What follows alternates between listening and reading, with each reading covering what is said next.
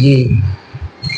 तो चलिए दोस्तों, आज जो है हम लोग डिस्कस करेंगे क्लास 10th का हिस्ट्री का जो फर्स्ट चैप्टर है, उसका जो फर्स्ट टॉपिक उसका 2.3 जो सब टॉपिक है अ न्यू कंजर्वेटिव आफ्टर 1850। इसको हम लोग देख लेते हैं। कहता है कि following the defeat of the Napoleon in 1815 European governments were driven by a spirit of conservatism. कहता है कि जब 1815 में वाटरलू का जो युद्ध होता है उसमें नेपोलियन जब पराजित हो जाता है तो जो यूरोपियन गवर्नमेंट है वो स्पिरिट ऑफ कंजर्वेटिज्म के द्वारा ड्राइव किया जाता है। अब यहाँ आप समझिएगा कि स्पिरिट ऑफ कंजर्वेटिज्म के द्वारा ड्राइव किया जाता है मतलब क्या। तो भाई कहता है कि 1815 में जब नेपोलियन वाटरलू के युद्ध में पराजित हो गया तो उसको पराजित करने में और जो भी शक्तियां थी, जिसमें जो सबसे महत्वपूर्ण था वो था मेटरनिक, ऑस्ट्रिया का चांसलर मेटरनिक, और वो एक कंजर्वेटिव था। मतलब वो पुरानी चीजों को ही बनाए रखना चाहता था, वो नया परिवर्तन नहीं करना चाहता था। और क्योंकि मेटरनिक जो था वही जो कांग्रेस है उसको लीड कर रहा था। ये संधि हुआ था पेरिस में, वियना की संधि, वियना में, ठीक है। तो कहता है कि उसको वही लीड कर रहा था, इसलिए क्योंकि और भी जो लोग थे या जो निर्णय लिया गया उस पर जो कंजर्वेटिव आइडियोलॉजी है उसका ज्यादा प्रभाव था। वही यहाँ पे कह रहा है कि स्पिरिट ऑफ कंजर्वेटिव मतलब कंजर्वेटिव लोगों का आत्मा जो है उसके द्वारा जो यूरोपियन गवर्नमेंट्स था वो ड्राइव किया जा रहा था। अब यहाँ कंजर्वेटिज्म है क्या, तो कहता है कि a political philosophy that stress the importance of traditions, established institutions and customs and perform and preferred gradual development to quick change। कहता है कि कंजर्वेटिज्म जो है वो एक पॉलिटिकल फिलॉसफी है जिसमें जो ट्रेडिशंस है मतलब पुराने जो परंपरा है हमारे, उसको इंपॉर्टेंस देने पर जोर दिया जाता है। इसके साथ साथ ये कहता है कि जो इंस्टीट्यूशंस और कस्टम एस्टेब्लिश किए जाएंगे उसमें मतलब ग्रेजुअल डेवलपमेंट होना चाहिए, मतलब धीरे धीरे उसमें सुधार होना चाहिए, ना कि क्विक चेंज होना चाहिए। तो ये जो लिबरल्स लोग थे वे क्विक चेंज चाहते थे, ये जो कंजर्वेटिव लोग थे वो पुरानी संस्थाओं को ही बनाए रखना चाहते थे। हाँ, उसमें कुछ चेंजिंग जो है उसके पक्षधर ये थे कि कुछ चेंजिंग किया जा सकता है, लेकिन जो चेंजिंग किया जा सकता है वो भी ना क्विक चेंज नहीं होना चाहिए बल्कि एक ग्रेजुअल डेवलपमेंट, धीरे धीरे उसमें चेंजिंग होना चाहिए। कहता है कि conservative believes that established tradition institutions of a state and society like the monarchy। कहता है कि ये जो कंजर्वेटिव्स थे वो ऐसा बिलीव करते थे, उनका ऐसा विश्वास था कि जैसे जो ट्रेडिशनल इंस्टीट्यूशंस थे स्टेट या सोसाइटी के, जैसे मोनार्की है, चर्च है, सोशल हायरार्कीज है, प्रॉपर्टी है, फैमिली है, इन सारे चीजों को प्रिजर्व किया जाना चाहिए। मतलब एक प्रकार से आप कह सकते हैं कि ये जो कंजर्वेटिव जो आइडियोलॉजी था वो इस प्रकार का आइडियोलॉजी था कि वो पुरानी चीजों को ही बनाए रखना चाहते थे। Most conservatives however did not propose a return to the society of pre-revolutionary day. Rather, they realized from the change initiated by Napoleon that modernization should in fact strengthen traditional institutions like the monarchy। लेकिन अब क्या हुआ कि चूंकि जो conservative थे, conservative में भी दो प्रकार के कंजर्वेटिव हो गए। उनमें से कुछ जो ऐसे कंजर्वेटिव थे वो ये चाहते थे कि भाई ठीक है, जो हमारे परंपरागत ट्रेडिशंस है, मोनार्कीज है, चर्च है, सोशल हायरार्कीज है, प्रॉपर्टी का लोगों का जो अधिकार है, तो इन सारी चीजों को बनाए रखा जाना चाहिए। लेकिन फिर भी इन जो कुछ ऐसे थे उनका कहना था कि भाई फ्रांस का जो प्री रेवोल्यूशनरी डे था, मतलब फ्रांस की क्रांति से पहले का जो सिचुएशन था उस सिचुएशन में रिटर्न नहीं होना चाहिए।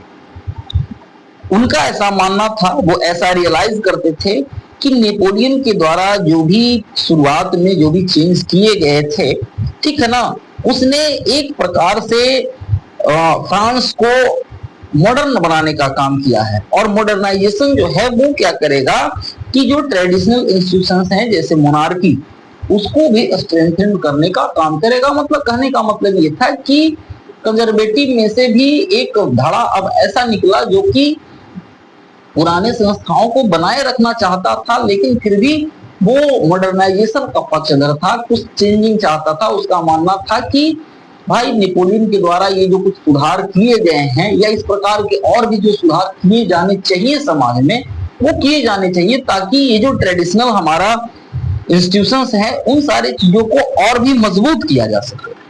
It could make state powers more effective and strong. उनका मानना था कि इससे क्या होगा कि स्टेट का जो पावर है वो ज्यादा इफेक्टिव और ज्यादा स्ट्रॉन्ग होगा। A modern army and efficient bureaucracy, a dynamic economy, the evolution of feudalism and serfdoms would strengthen the autocratic monarchies of Europe। इनका मानना था कि एक जो मॉडर्न आर्मी है, इफिशिएंट ब्यूरोक्रेसी है, जो डायनेमिक इकोनॉमिक सिस्टम, मतलब जैसे हमने देखा कि भाई 36 जो संघ थे, 39 स्टेट का जो कन्फेडरेशन हुआ करता था जर्मनी, ठीक है ना, छोटे छोटे भागों में जो डिवाइडेड था उसको एक करने का काम किया नेपोलियन ने। डेट और जो मेजरमेंट था उसको एक करने का काम किया। तो इस प्रकार का जो इनका मानना था कि इस प्रकार से क्या होगा कि इन प्रकार के सुधारों के कारण डायनेमिक इकोनॉमी होगा, तो इकोनॉमी जो है वो डायमेंशनल होगा, वो ज्यादा ग्रो करेगा। इसके साथ साथ जो फ्यूडलिज्म को एबॉलिश किया गया था नेपोलियन के द्वारा, तो ये भी इनको लगता था कि भाई देश के लिए ये सही है, चाहे फ्यूडलिज्म का एबॉलिशन हो, चाहे सेफर्डम, वही दास प्रथा का जो एबॉलिशन है। तो ये सारी चीज इनको ऐसा लगता था कि ये क्या करेंगे कि जो ऑटोक्रेटिक मोनार्कीज है यूरोप में, उसको ये और स्ट्रेंथन करने का काम करेंगे, उसको और ये मजबूती प्रदान करने का काम करेंगे। इसलिए कंजर्वेटिव लोगों का भी जो एक धारा था वो इस प्रकार का सुधार चाहता था। कहता है कि in 1815 representatives of the European power, Britain, Russia, Persia and Austria, who had collectively defeated Napoleon, met at Vienna to draw up a settlements for Europe। 1815 में जो यूरोपियन पावर थे, जिसमें ब्रिटेन था, रसिया था, पर्सिया था और ऑस्ट्रिया था, यही ऑस्ट्रिया का जो चांसलर था वो मेटरनिक था, जो कि कंजर्वेटिव का सबसे बड़ा पक्षधर था। तो इन सारे मतलब ये जो चार मेन जो यूरोपियन पावर थे, इन्होंने मिलकर नेपोलियन को संयुक्त रूप से हराया था। अब जब नेपोलियन पराजित हो गया तो भाई पूरे यूरोप का जो सेटलमेंट है वो किस प्रकार से होना चाहिए, उसके लिए ये लोग जो है वो वियना में, यही ऑस्ट्रिया का जो राजधानी वियना है, वहां ये लोग इकट्ठा होते हैं। और यहाँ जो ऑस्ट्रिया का चांसलर है मेटरनिक, वही इस कांग्रेस की अध्यक्षता करता है। The Congress was hosted by the Austrian chancellor Dick Metternich. ये जो कांग्रेस है उसको डिक मेटरनिक के द्वारा होस्ट किया जाता है, मतलब डिक मेटरनिक जो है तो वही इसका अध्यक्ष होता है। तो इससे अब आप समझ सकते हैं कि भाई जो चूंकि कंजर्वेटिव आइडियोलॉजी का पक्का समर्थक था मेटरनिक, वही इस कांग्रेस को लीड कर रहा था और उसका ही सबसे महत्वपूर्ण योगदान था नेपोलियन को पराजित करने में। इसलिए जब नेपोलियन को पराजित होने के बाद यूरोप का एक नया सेटलमेंट तैयार किया जाने लगा, तो उसके ऊपर जो कंजर्वेटिव आइडियोलॉजी है उसका प्रभाव देखा जाता है। अब यहाँ न्यू वर्ड्स को तो हम लोग देख ही लिए। अब देखिए कहता है कि delegates Drew up the treaty of Vienna of 1815 with the objects of undoing most of the changes that had came about in Europe during the Napoleonic War। कहता है कि जो डेलीगेट्स थे उन्होंने वियना में जो 1815 में जो ट्रीटी की, तो इसमें ये देखा गया कि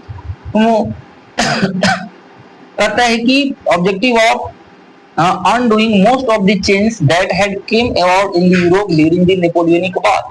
कि भाई नेपोलियनिक वार के बाद अधिकतर जो चेंजिंग आए थे, ठीक है ना, तो इन सारे चेंजिंग को कैसे सही करना है। भाई नेपोलियन ने जो युद्ध किया तो उसके बाद उसने जो सारा चीज इधर से उधर कर दिया, तो उसको किस प्रकार से सुधारना है और किस प्रकार से सारे चीजों को नेपोलियनिक वार से पहले का जो सिचुएशन है उसके अकॉर्डिंग सेट करना है।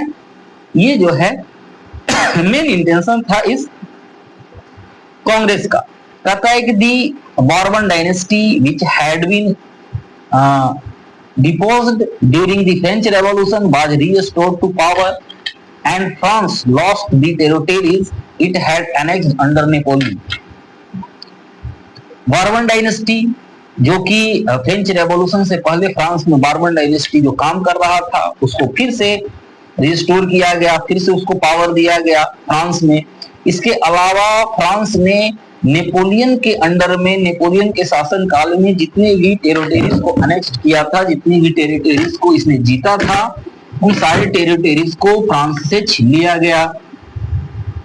A series of states were set up on the boundaries of France to prevent French expansion in future। इसके अलावा क्या किया गया कि फ्रांस का जो भी बाउंड्रीज था उस बाउंड्रीज पे छोटे छोटे स्टेट्स जो है, सीरीज ऑफ स्टेट्स मतलब छोटे छोटे स्टेट्स का क्रिएशन किया गया ताकि भविष्य में फ्रांस अपना एक्सपेंशन ना कर सके, फ्रांस जो है अपना साम्राज्य विस्तार ना कर सके। Thus the kingdom of the Netherlands which included Belgium was set up in the north and Genoa was added to Piedmont in the south। इसलिए जो नीदरलैंड का जो किंगडम था जिसमें बेल्जियम भी शामिल था उसको इसके नॉर्थ में और जिनेवा जो कि जिसमें जो है वो पिडमॉन्ट का जो एरिया है उसको जोड़ा गया और उसको साउथ में इसका किया गया, किसका, तो फ्रांस का। Persia was given important new territories on it's distant frontier. जो पर्सिया था उसको पश्चिमी उसका जो फ्रंटियर था वहां पे उसकी कुछ नए टेरिटरीज जो है वो दिए गए। While Austria was given control of northern Italy. तो इसके अलावा जो ऑस्ट्रिया है उसको नॉर्दर्न इटली का जो कंट्रोलेंस है वो दिया गया। अब यहाँ आप ध्यान दीजिएगा कि यही जो नेपोलियनिक वार के समय ही जो पर्सिया नेपोलियनिक वार के बाद पर्सिया को ये जो नया जो फ्रंटियर दिया गया था, न्यू टेरिटरीज जो दिए गए थे वेस्टर्न फ्रंटियर पर, वही आगे चलकर प्रथम विश्व युद्ध का भी कारण बनता है। ठीक है, कहता है कि but the German confederation of 39 states that had been set up by the Napoleon was left untouched. लेकिन जर्मन कन्फेडरेशन जो कि 39 स्टेट्स को मिलाकर एक जर्मन कन्फेडरेशन का निर्माण किया गया था नेपोलियन के द्वारा, उसको अनटच्ड रखा गया, उस पर कोई छेड़छाड़ नहीं किया गया। In the east, Russia was given part of Poland, while Persia was given a portions of Saxony। पश्चिम पूरब में रसिया को पोलैंड का कुछ भाग दिया गया और पर्सिया जो था उसको सक्सोनी जो है उसका कुछ पार्ट दिया गया। The main intention was to restore the monarchy that had been overthrown by Napoleon and create a new conservative order in Europe।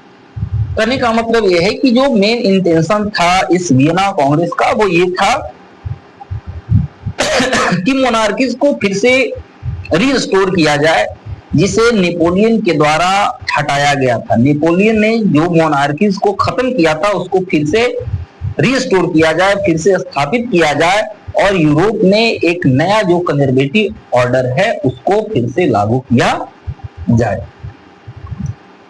कहता है यहाँ कि conservative regime set up in 1815 was autocratic. 1815 में जो कंजर्वेटिव रेजिम स्थापित किया गया था वो ऑटोक्रेटिक ही था। ऑटोक्रेटिक कहने का मतलब कि निरंकुश था। जैसा फ्रांस में जो क्रांति हुआ था निरंकुश राजतंत्र के खिलाफ, और उसके बाद हमने देखा कि ऑटोक्रेटिक मोनार्की से कॉन्स्टिट्यूशनल मोनार्की बना, फिर कुछ रीजन ऑफ टेरर का टाइम आया, उसके बाद फिर नेपोलियन आया और इतना लंबा समय चलने के बाद फिर से फ्रांस को वही धकेल दिया गया, कहां, जो 1789 में मतलब फ्रांस की क्रांति से पूर्व की जो स्थिति थी वहीं फिर से धकेल दिया गया। मतलब फिर से जो एक प्रकार से ऑटोक्रेटिक मोनार्कीज है उसी को लागू करने का प्रयास किया गया। कहता है कि they did not tolerate criticism and dissent and sought to curb activities that questions the legitimacy of autocratic government। ये ऑटोक्रेटिक गवर्नमेंट इस प्रकार के थे, वही राजशाही वाला क्या था कि कहता है कि ये जो है वो किसी भी प्रकार का जो क्रिटिसिज्म है या डिसेंट है, मतलब सरकार के खिलाफ किसी भी प्रकार का कोई आलोचना या उसका जो दोष है या खामी है तो उसके बारे में वो बात ही नहीं करता था, वो किसी प्रकार से उसको टॉलरेट नहीं करता था। कंजर्वेटिव जो ऑटोक्रेटिक जो गवर्नमेंट था वो। इसके अलावा कहता है कि ये मतलब वैसे एक्टिविटीज जो कि ऑटोक्रेटिक गवर्नमेंट के लिजिटिमेसी पर क्वेश्चन करते हो, मतलब प्रश्न खड़ा करते हो, प्रश्न चिन्ह खड़ा करते हो, उससे क्वेश्चन करते हो, तो इन सारी चीजों को दबाने का काम करता था कि भाई इस प्रकार का वो चाहता ही नहीं था कि कोई व्यक्ति जो है वो क्वेश्चन करे सरकार से। तो इस प्रकार के सरकार को तो ही ऑटोक्रेटिक गवर्नमेंट कहेंगे, निरंकुश सरकार कहेंगे, चाहे निरंकुश राजतंत्र हो या निरंकुश गवर्नमेंट हो।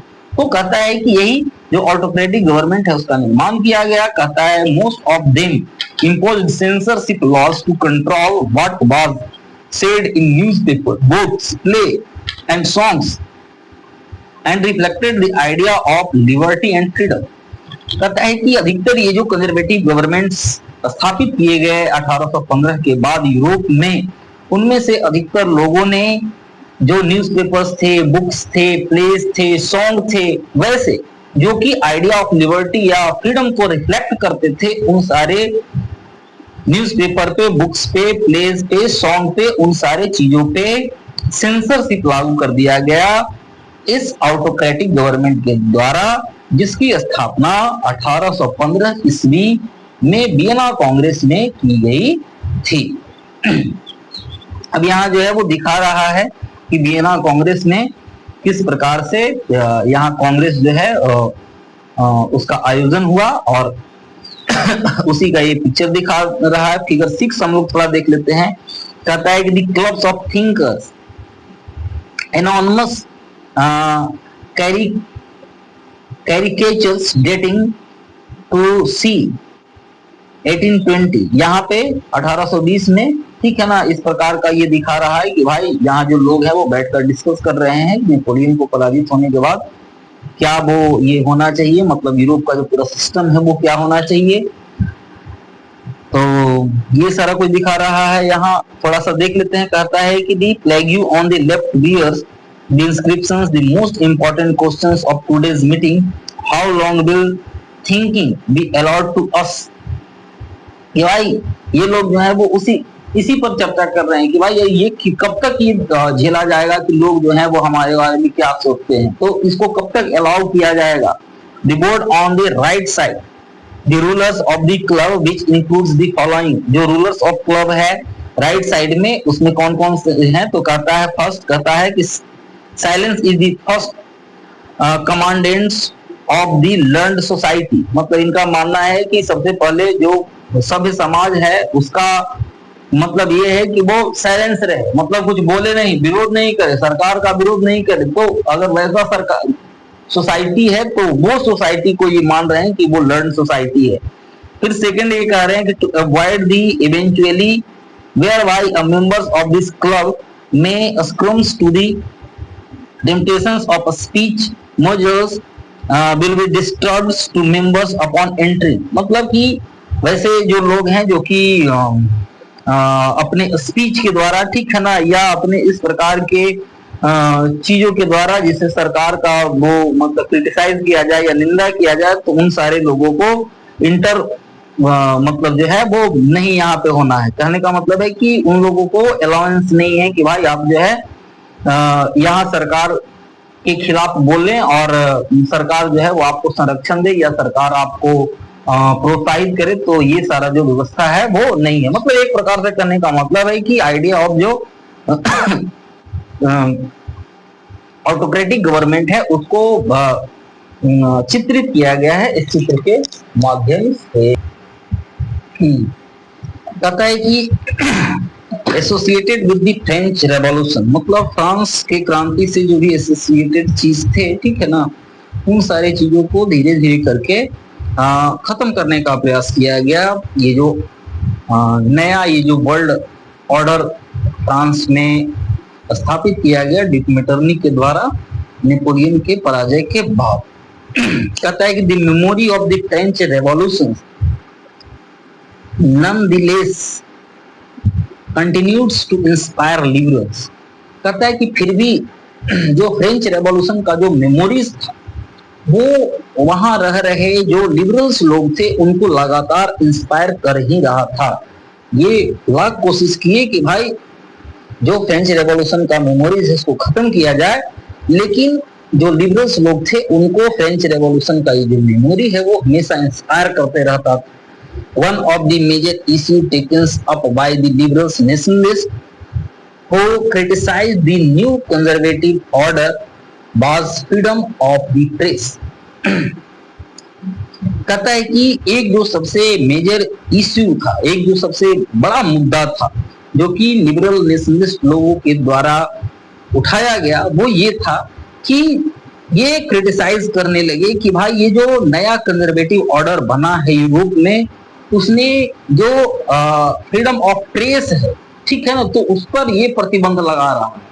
तो फ्रीडम ऑफ प्रेस को लेकर कि भाई इस प्रकार का जो फ्रीडम है उसको खत्म नहीं किया जा सकता है, क्योंकि फ्रेंच रेवोल्यूशन का जो सबसे मूल मंत्र था वो यही था, फ्रीडम था। तो फ्रीडम ऑफ प्रेस को लेकर ये जो लिबरल्स लोग थे वो लगातार इन कंजर्वेटिव्स लोगों का क्रिटिसाइज करते रहते थे, उनकी आलोचना करते रहते थे। अब 2.4 है रेवोल्यूशनरी कौन। तो कहता है कि during the years following 1815 the fear of repressions drove many liberal nationalist underground. 1815 ईस्वी में ये जो बदलाव हुआ, कंजर्वेटिव ऑर्डर फिर से यूरोप में लागू किया गया, तो अधिकतर जो लिबरल नेशनलिस्ट थे जिनको डर था कि भाई उनका रिप्रेशन कर दिया जाएगा, मतलब उसका दमन किया जाएगा, इसलिए ये जो अधिकतर लोग थे अंडरग्राउंड हो गए। कहता है कि secret society spring up in many European states to train revolutionary and spread their ideas.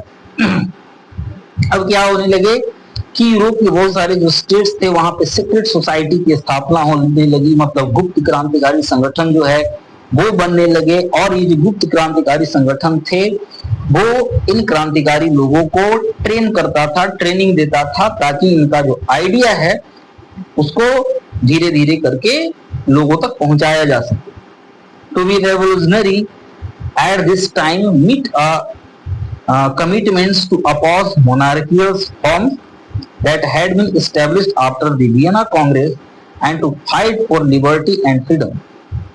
कहता है कि एक रेवोल्यूशनरी, एक क्रांतिकारी होने का जो सबसे पहला ये था, मतलब कॉमन शर्त, ठीक है ना, वो ये था, ये कमिटमेंट जो था, वही शर्त जो था वो ये था कि आपको मोनार्कियल फॉर्म्स जो है उसको अपोज करना है, मतलब राजतंत्र का वो विरोधी होना चाहिए।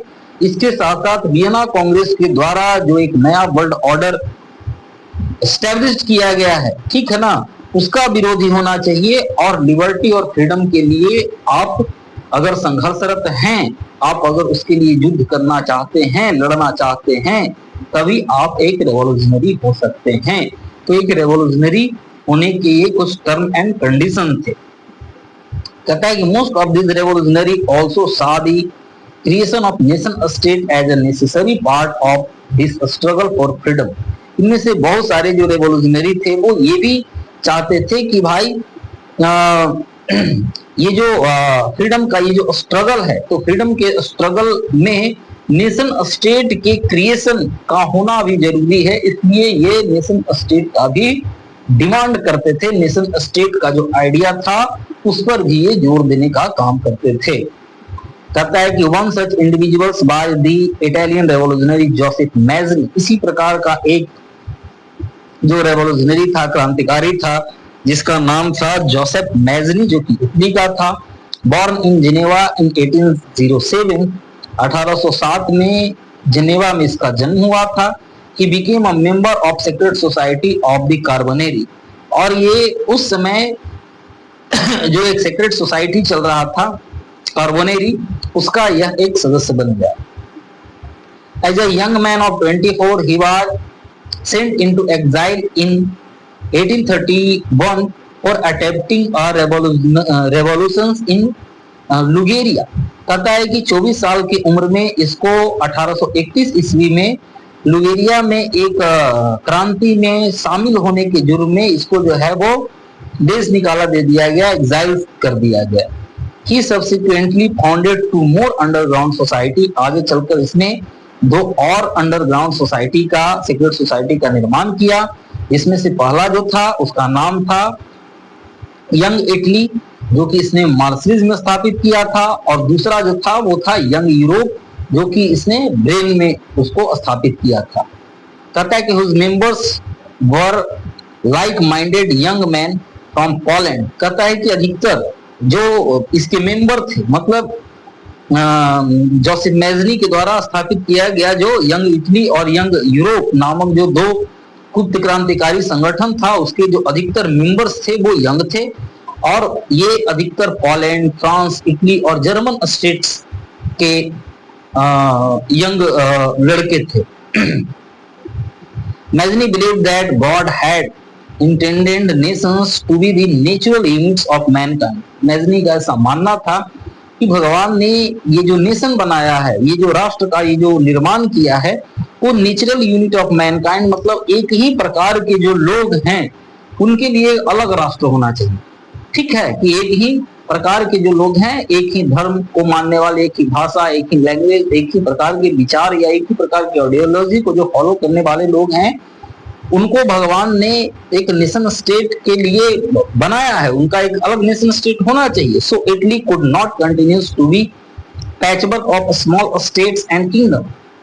इसलिए इटली जो है वो छोटे छोटे जो पैचवर्क हैं या स्मॉल स्टेट्स और किंगडम्स हैं, उनका पैचवर्क नहीं होगा। मतलब चूंकि इटली बोलने वाले जो लोग हैं वो और भी अलग अलग जगहों पे रहते थे, तो इन सारे इटालियन स्पीकिंग जो लोग थे उनको एकजुट करके एक संयुक्त इटली का निर्माण करना चाहता था ये जो मैजनी था। वो कहता है कि it had to be forced into a single unified republic within a wider alliance of nation.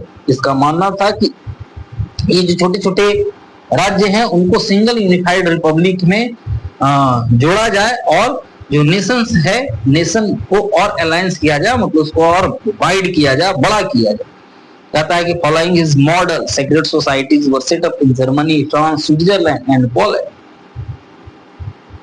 इसी के मॉडल को फॉलो करते हुए, जोसेफ मैजनी के जो मॉडल है उसको फॉलो करते हुए इस प्रकार का जो सीक्रेट सोसाइटी है वो जर्मनी में, फ्रांस में, स्विट्जरलैंड और पोलैंड जैसे देशों में भी स्थापित होने लगा। Mazzini relentless oppositions to monarchies and his vision of democratic republics frightened the conservatives। कहता है कि मैजनी जो है वो एकदम खुले तौर पर मोनार्कीज का वो विरोध करता था, और इसका जो विजन था, इसका जो आइडिया था डेमोक्रेटिक रिपब्लिक का, उससे जो कंजर्वेटिव लोग थे वो बड़ा डरे हुए रहते थे। Metternich describe him as the most dangerous enemy of our society. और उस समय का जो सबसे बड़ा कंजर्वेटिव लीडर्स था ऑस्ट्रिया का चांसलर ड्यूक मेटरनिक, वो इस जोसेफ मैजनी को डिस्क्राइब करता था। कैसे? तो जोसेफ मैजनी को वो कहता था the most dangerous enemy of our social order, मतलब हमारा जो सामाजिक ऑर्डर है उसका सबसे बड़ा दुश्मन जो है वो मैजनी को मानता था। कौन? तो ये जो ड्यूक मेटरनिक था वो। यहाँ फिगर 7 में दिखाया है Joseph Mazzini and the foundings of Young Europe in Berne 1833 में जोसेफ मैजनी जो है वो यंग यूरोप की स्थापना करता है ब्रेन में, उसको दिखाया है। ये प्रिंट किया गया है गैकोमो मांडी गेजा के द्वारा। तो इस प्रकार जो पूरा सेकंड जो टॉपिक था उसको हम लोगों ने देख लिया, और फिर मिलते हैं हम नेक्स्ट क्लास में।